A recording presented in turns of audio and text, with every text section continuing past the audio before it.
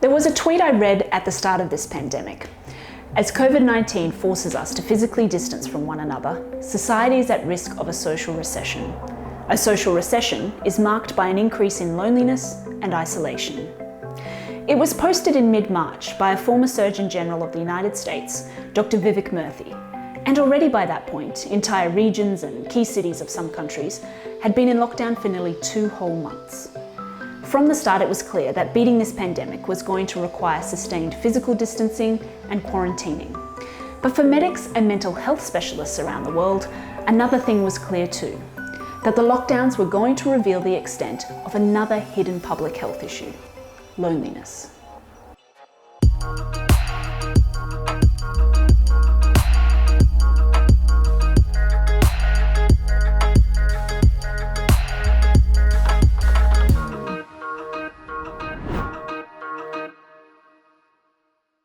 Social distancing, physical distancing, quarantine, lockdown, self-isolation. More than any other time in recent history, antisocial behaviour has become part of our global reality. Because to separate ourselves from one another, to stay for prolonged periods of time at home, to not meet with friends and family, to not commute to work, or even sit in a restaurant or a cafe, all of that is quite antisocial. It's not how humans are wired. And it's why, even though the physical health benefits of the COVID-triggered lockdowns have been undeniable, the psychological impact has been inescapable too. Italy's experience with coronavirus was harrowing.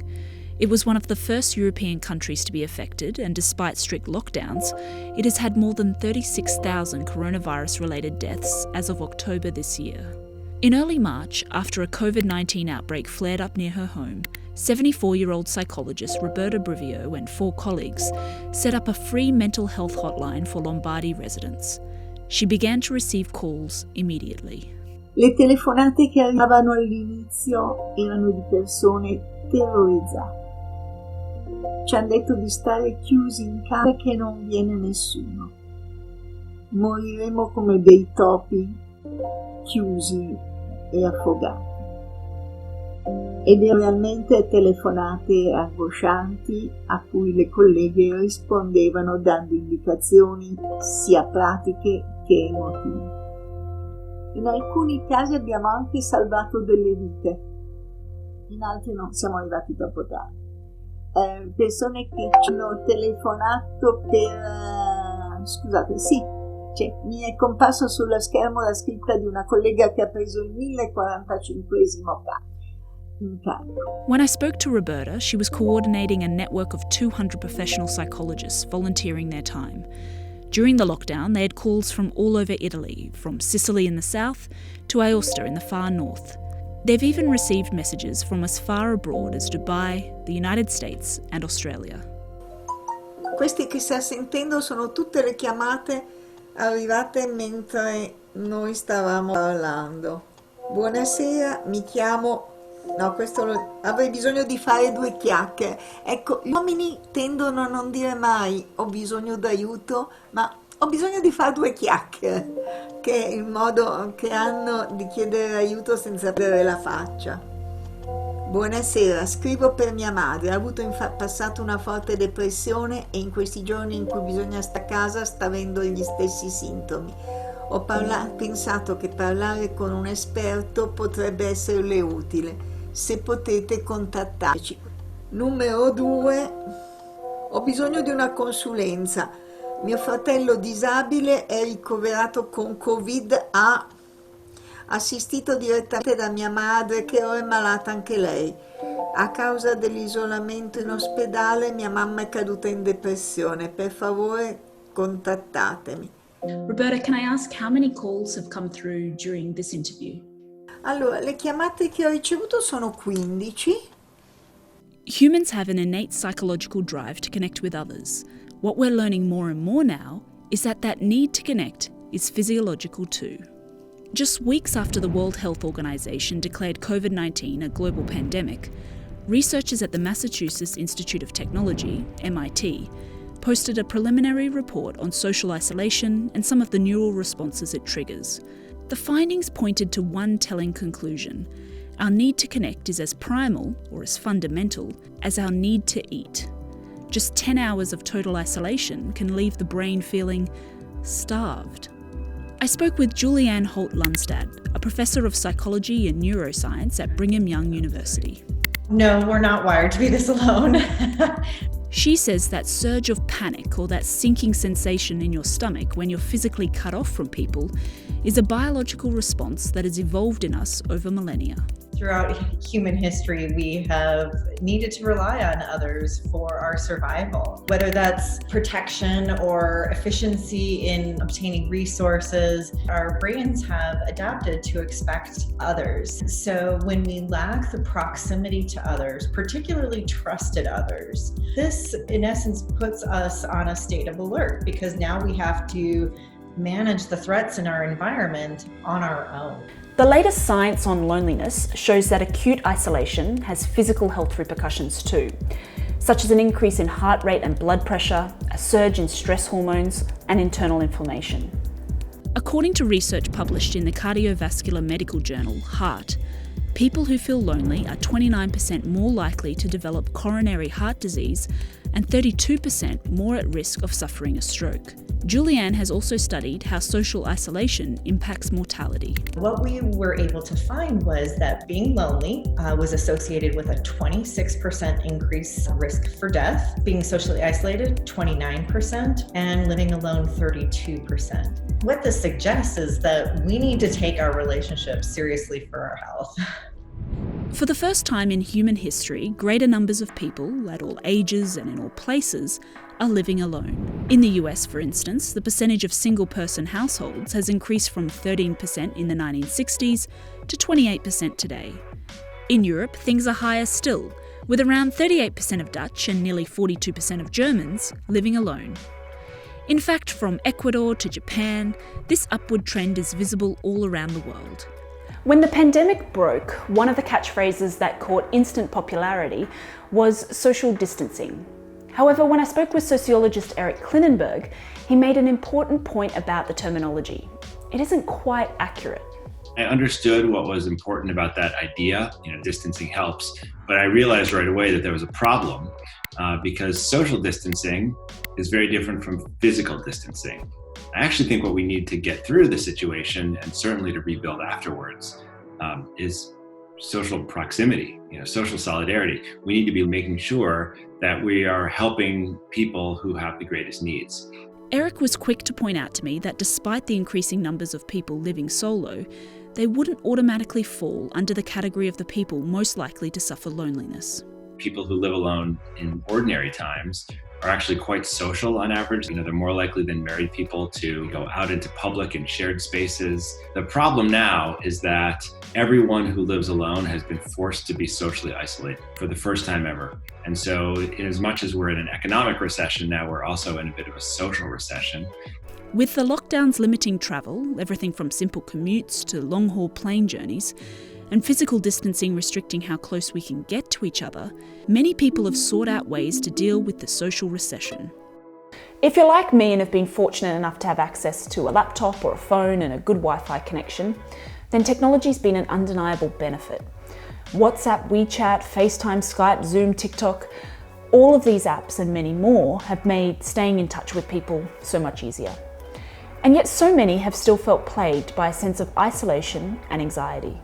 Many of these tools feel very synthetic, right? I've thought about the idea that this may be somewhat analogous to processed foods, where they have been, incredibly beneficial in making food more accessible to many more people. But just like processed foods vary quite widely in the degree to which they are nutritious, so do many of these tools. They still lack that personal touch. You can't reach across a screen and give someone a hug. Yeah, I think my mum and dad in Australia would 100% agree with you. I'm grateful that I can have a conversation with my parents who are in another state on FaceTime, or that I can teach my students at NYU on Zoom. But I think the majority of people at the end of this just can't wait to get back into physical life, to spend time with other human beings. And as soon as it's safe and we feel secure enough to do it, I think we'll realize just how much we depend on and should value these social infrastructures that we've taken for granted. Loneliness is not a single emotion. It's a complex feeling that consists of many different emotional states, from anger to fear to grief to insecurity and uncertainty. In January, as the Chinese government implemented the first major lockdown the world was to see this year in Wuhan City, not only were medics moved in to deal with COVID-19, but there was an infusion of psychologists and psychiatrists from the start to deal with the mental and emotional impact of the distancing, isolation, and fear. Even mental health professionals not physically in Wuhan got involved. So, Zan, you're in Shanghai and you started the Wuhan Psychological Assistance Project. How did it all come about? 我们其实是在得知武汉正式封城的消息之后，我们就决定要组建团队，形成对武汉的心理援助工作。那么我们直接接触到了武汉，就是已经在武汉市内直接给武汉市民提供物资援助的这样的当地的武汉的心理援助的，就是武汉的当地的这个物资援助的这个团队，他们表示，在这个过程当中发现了很多人群，他们是压力非常大，需要倾诉，甚至很多人是明显有心理问题的。WeChat, the Chinese messaging app, was the main point of connection between the psychologists, the aid workers making referrals, and the people needing help. What started as a group of 17 Shanghai-based counsellors soon grew to 50 professionals from across China. 有的时候又是晚上有很多人失眠很痛苦啊，所以在前期的时候，我们的工作人员几乎是有一些24小时作业的一个情况。种种问题，当然也还有一些人呢，他们是之前就有心理疾病的人群，还有一些是原来是健康人群的。那突然遇到封城这个事件了之后，产生了很多的心理压力，包含于就是说一些年轻人，他们在武汉封城期间不能回到自己的家里去，那么还要待在武汉，同时要支付房租，然后还不能去上班啊，所以他们会有一些经济方面的负担，包含于在工作当中的人际关系问题，包含于就是一线工作者他们回到家里的时候担心会传染给家人。Hanno telefonato molti sanitari spaventati e anche per la paura di portare a casa in famiglia il contagio, angosciati dal fatto di aver dovuto fare delle scelte, stante il limitato numero di posti in terapia intensiva, fra chi salvare e chi no, tristi per non aver potuto dare una carezza a coloro che stavano morendo. Credo che questo coronavirus abbia fatto scoprire in molte persone la capacità di chiedere aiuto, di dire help me, e quindi non sentirsi più così soli. Di solito le persone si vergognavano all'idea di andare dallo psicologo, di chiedere aiuto, di dire ho bisogno, mi sento solo, cosa posso fare? Spero che quello che è successo, che sta succedendo, faccia percepire che non siamo immortali, che abbiamo dei punti di rottura, che abbiamo delle fragilità e dobbiamo farcene carico. When we face grim situations, when anxiety looms, we seek out coping mechanisms. During the lockdown, watching communities of diverse and distant people try to cope together was fascinating. In Italy, balconies became spaces for music and dance and even enabled people to share food with those who couldn't afford enough of their own. There were half humorous, half wistful videos online of people in different countries trying to play sports or getting a workout together. In Malaysia, people flickered their lights on and off in a symbolic and often poignant show of solidarity. And back where the lockdowns first began, in Wuhan, when no one really knew much about the virus and even fewer understood the pros and cons of physical distancing, chants of Wuhan Zhao or Keep Fighting echoed between high-rises.